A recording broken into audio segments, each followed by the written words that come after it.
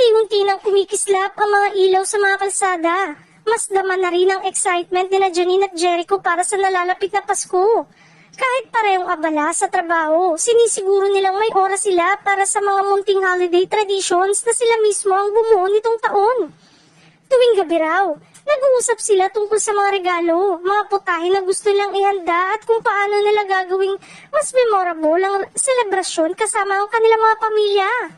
Simple lang ang plano nila. Walang engranding party, walang malaking gastos, pero puno ng tawanan at kwentuhan.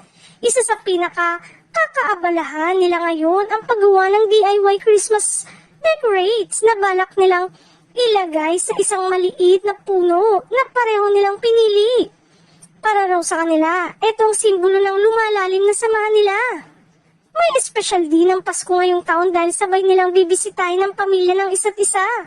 Para kina Janine at Echo, hindi kailangan ng mamahaling regalo para maging masaya ang holiday season.